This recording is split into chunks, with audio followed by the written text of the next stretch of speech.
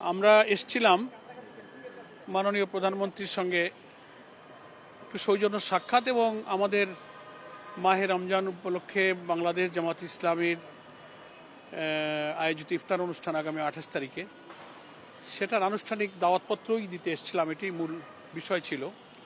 আমাদের সঙ্গে আমাদের অ্যাসিস্ট্যান্ট সেক্রেটারি জেনারেল মৌলানা আব্দুল হালিম সাহেব ছিলেন। তো আমরা কুশল বিনিময় করলাম, যথেষ্ট সময় নিয়ে পারস্পরিক আলোচনা হলো এবং উনি আমাদের সম্মানিত আমির ডক্টর শফিকুর রহমানের সাময়িক অসুস্থতার খবর পেয়ে ওনার কুশল জিজ্ঞেস করলেন এবং একটু ফোনে আলাপ করার আগ্রহ ব্যক্ত করে সাথে সাথেই তিনি আমার টেলিফোনে উনি আমির জামাতের সঙ্গে কুশল বিনিময় করলেন। পরস্পর কুশল বিনিময় সালাম বিনিময় হলো, এটাই মূল। আর এমনি আমরা সরকার গঠনের পর ফরমালি আজ জামাত ইসলামীর পক্ষ থেকে সাংগঠনিকভাবে তার সঙ্গে প্রথম অফিসিয়ালি সাক্ষাৎ আমাদের ইফতার অনুষ্ঠানের দাওয়াত উপলক্ষে। সে কারণে দেশের মানুষের প্রত্যাশা অনুযায়ী যেন শান্তিপূর্ণভাবে পরিচালিত হতে পারে, সেক্ষেত্রে উনিও সরকারের আকাঙ্ক্ষার কথা, ইচ্ছার কথা, প্রচেষ্টার কথা তুলে ধরলেন এবং নতুন দায়িত্ব পালন করতে গিয়ে উনি যে পরিবেশের সাথে পরিচিত হচ্ছেন সেটা নিয়েও কিছুটা ওনার মত বিনিময় করলেন এবং আমাদের সকলের সহযোগিতা উনি কামনা করলেন যে আমরা সবাই মিলে দেশের প্রিভিয়াস যে সমস্ত ব্যাড প্র্যাকটিসগুলো যেন আর না থাকে, সরকারি দল এবং বিরোধী দলের সমন্বয়, সংহতি এবং রাজনীতিতে সকল বিতর্ক জায়গা যেন পার্লামেন্ট হয়। পার্লামেন্টারি ডেমোক্রেসির সিস্টেমে সব বিতর্কের জায়গা পার্লামেন্ট, এটা আমরাও বলেছি। এবং রাজনীতিতে সহনশীলতা, বিতর্ক সংসদেই হোক, রাজনীতির রাজপথ ময়দানের রাজনীতি সেটাও নিয়মতান্ত্রিক, কিন্তু মূলত পার্লামেন্টকেই রাজনীতির বিতর্কের জায়গা হিসেবে কাজে লাগানোই হচ্ছে পার্লামেন্টারি সিস্টেম অফ ডেমোক্রেসির মূল আলোচনা। সেই সম্পর্কে কিছু সংক্ষিপ্ত খুব সৌহার্দ্যপূর্ণ পরিবেশে মত বিনিময় হয়েছে।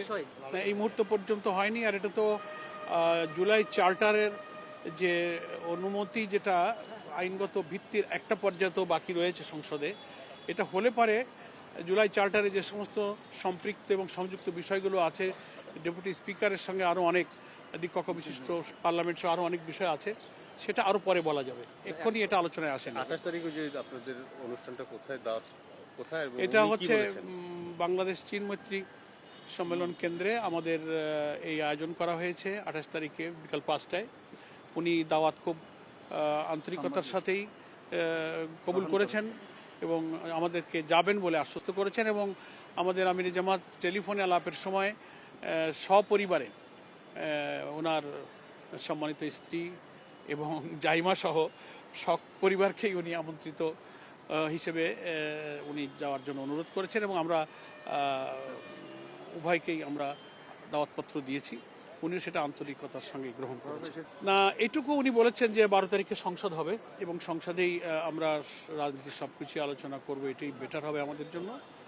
আর শপথ না নেওয়ার যে বিষয়টা সংবিধান সংস্কার পরিষদের, যেটা হয়তো আপনারা বলতে চাচ্ছেন, এই বিষয়ে কোনো আলোচনা হয়নি। না, মূল্যায়ন এখনো সংসদ বসুক, সরকার কেবল কাজ শুরু করেছেন, বুঝছেন, দেশের অবস্থা জানছেন, আমরাও সবই তো এখন নিউ।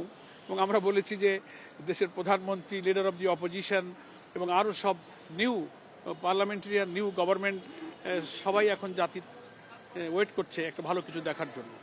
আমরা we all R waiting for that day. আমরা সবার কাছে শুভকামনা করি। আমরা বিরোধী দল এবং সরকারি দল সকলেই গণতন্ত্রের উদাহরণটা দিয়ে থাকেন একটা সাইকেলের 2 চাকার মতো। একটা চাকা যেমন সাইকেল হয় না, চলতে পারে না, চলতে গেলে 2টা চাকাই লাগে এবং সেটাকেই সাইকেল বলে।